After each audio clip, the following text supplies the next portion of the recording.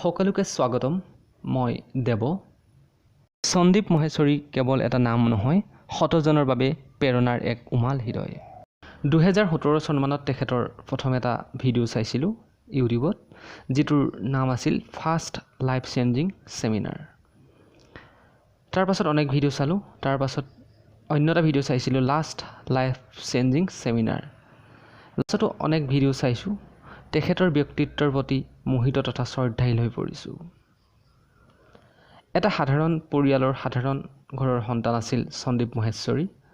কিছু অমায়িক, কিছু লাজ কৰি আছিল তেখেতৰ জীৱনতো এনে এটা দিন আহিছিল য'ত নেকি 8,000 টকাৰ চাকৰি এটাৰ বাবে বিভিন্ন প্ৰতিষ্ঠানৰ দুৱাৰে দুৱাৰে ঘূৰি ফুৰিছিল, অথচ তথাপিও চাকৰি এটা যোগাৰ হোৱা নাছিল।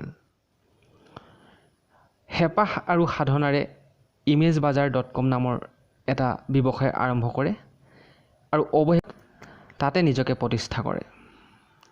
শূন্যৰ পৰা শতকলৈ সেই যাত্ৰা সহজ নাছিল, কিন্তু যিজন ব্যক্তিৰ জীৱনৰ মূল বাণী হ'ল আসান হে, অৰ্থাৎ সকলো একেবাৰে সহজ, যি হয় ভালৰ কাৰণে হয়, এয়াই হৈছে তেখেতৰ জীৱনৰ মটো। যিজন ব্যক্তিয়ে কথা ক'বলৈ এদিন লাজ কৰিছিল, সেইজনে হাজাৰ হাজাৰ জনৰ সন্মুখত জীৱনক আগুৱাই নিয়াৰ মন্ত্ৰ উচ্চাৰে। যিজন ব্যক্তিয়ে 8,000 টকাৰ বাবে এদিন কান্দি উঠিছিল, আজি সেইজন ব্যক্তিয়ে নিজৰ কষ্ট পৰিশ্ৰমৰ 20-30 লাখ টকাও হেলাৰঙে ত্যাগ কৰে। জীৱনত এয়াই পৰিৱৰ্তন, জীৱনত এনে পৰিৱৰ্তন ঘটে কেতিয়াবা, য'ত সকলোবিলাকক সহজভাৱে লোৱা যায়। সন্দীপ মহেশ্বৰীয়ে মানুহক প্ৰেৰণা দিবলৈ আৰু হৃদয়ৰ পৰা এচাম ভাল মানুহ সৃষ্টি কৰাৰ উদ্দেশ্যে তেখেতে এক যাত্ৰা আৰম্ভ কৰিছিল। যাত্ৰাৰে এটা অংশ ইউটিউবত প্ৰচাৰ কৰিছিল।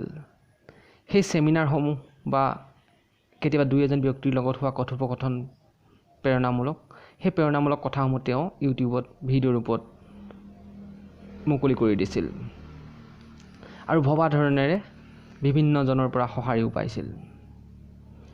সেই ছেমিনাৰসমূহ তেখেতে সম্পূৰ্ণ বিনামূলীয়াকৈ অনুষ্ঠিত কৰিছিল আৰু কাৰো পৰা এক পইচাও তাৰ বিনিময়ত লোৱা নাছিল। অৱশ্যে তেখেতে এটা অনুৰোধ কৰিছিল সকলোকে, ইয়াৰ পৰা গৈ যাতে তেখেতসকলে জীৱনত যদি কেতিয়াবা সফল হয়, তেতিয়াহ'লে যাৰ সঁচাকৈ সহায়ৰ প্ৰয়োজন তেনে এজন ব্যক্তিক যাতে তেওঁলোকে সহায় কৰে। সেয়াই তেখেতে আন্তৰিকতাৰে বিচাৰিছিল। তেখেতৰ সেই যাত্ৰাৰ অংশৰূপে ইউটিউবক বাছি লৈ যাত্ৰা আৰম্ভ কৰিছিল। তেখেতে এটা কথা স্পষ্ট কৰিছিল যে তেখেতে কোনোদিন imagebazaar.comৰ বাহিৰে আন কোনো মানুহৰ পৰা বা কোনো মাধ্যমৰ পৰা ডাইৰেক্ট হওক বা ইনডাইৰেক্ট কোনো প্ৰকাৰে এটকাও পইচা নলয়। সেইবাবে ইউটিউবত তেখেতে মনিটাইজেশ্যন কৰা নাছিল।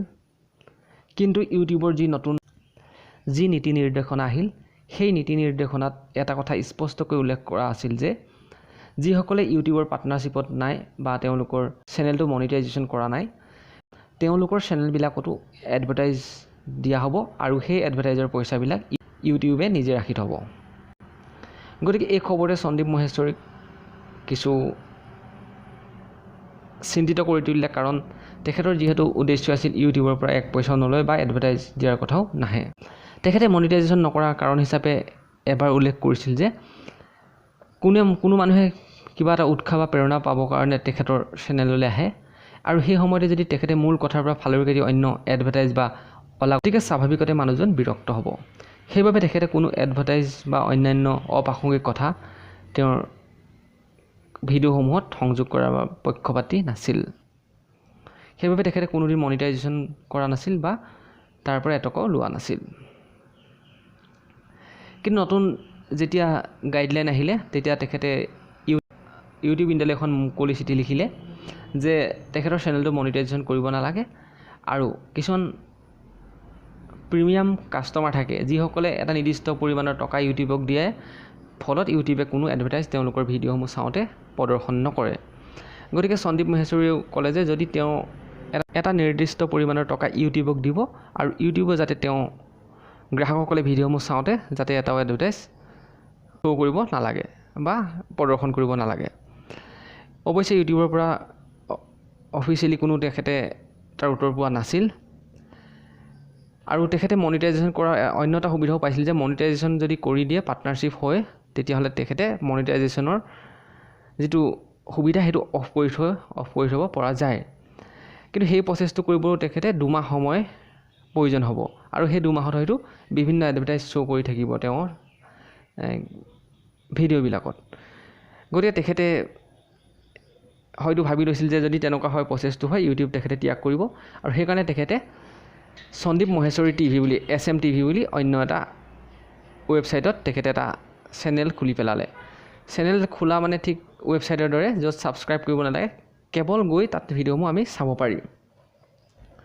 গতিকে তেখেতে এনেকুৱা এটা পদ্ধতি কৰিলে আৰু বিভিন্ন অনুৰাগীসকলৰ প্ৰচেষ্টাত বা টুইটাৰ অন্যান্য সামাজিক মাধ্যমত এক প্ৰচাৰ চলিল আৰু ফলস্বৰূপে ইউটিউবৰ ঊৰ্ধ্বতম কৰ্তৃপক্ষ চকুত পৰিল আৰু তেখেতসকলে যিটো 2 মাহত হোৱা কাম আছিল সেই কামটো 2 দিনতে কৰি দিলে আৰু সন্দীপ মহেশ্বৰী চেনেলটো পাৰ্টনাৰশ্বিপ লাভ কৰি বৰ্তমান তেখেতে মনিটাইজেশ্যনবিলাক ভিডিঅ'ত এডভাৰটাইজৰ অফ কৰি থৈছে। গতিকে ইউটিউবত তেখেতে বৰ্তমান ভিডিঅ'সমূহ দিব।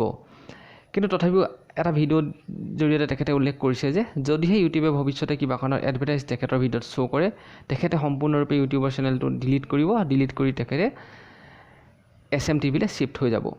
গতিকে এইটো তেখেতে ঘোষণা কৰি থৈছে। গতিকে তেখেতে যিখিনি টকা পায় ইউটিউবৰ পৰা ইচ্ছা কৰা হ'লে তেখেতে এমাহত 20 পৰা 30 লাখ টকা এমাহতে তেখেতে উপাৰ্জন কৰিব পাৰিলেহেঁতেন মনিটাইজেশ্যনৰ জৰিয়তে। কিন্তু তেখেতে তাৰ পৰা এটকাও নলৈ। তেখেতৰ আগতে কৈছোঁ যে তেখেতৰ মূল বাণী হৈছে যে এটা ভিডিঅ' চাওঁতে যাতে কোনেও বিৰক্ত নহয়।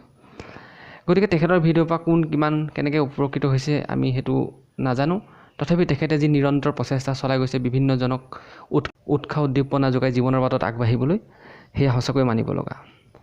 20-30 লাখ টকা এৰি দিয়াটো সহজ নহয়, কিন্তু যিজন ব্যক্তিৰ জীৱনৰ মতোৱে হ'ল আসান হে, অৰ্থাৎ সকলো একেবাৰে সহজ, তেওঁৰ বাবে সকলো সহজ হোৱাটোৱে স্বাভাৱিক। গতিকে সহজভাৱে অনুপ্ৰেৰণা যোগাই যোৱা সেই ব্যক্তিজনলৈ আমাৰ সঁচাকৈ আন্তৰিক শুভকামনা থাকিল। তেখেতেও আগুৱাই যাওক, আনকো আগুৱাই নিয়ক, এয়াই আমাৰ আন্তৰিক কামনা। গতিকে আজিলৈ এৰিছোঁ, ধন্যবাদ।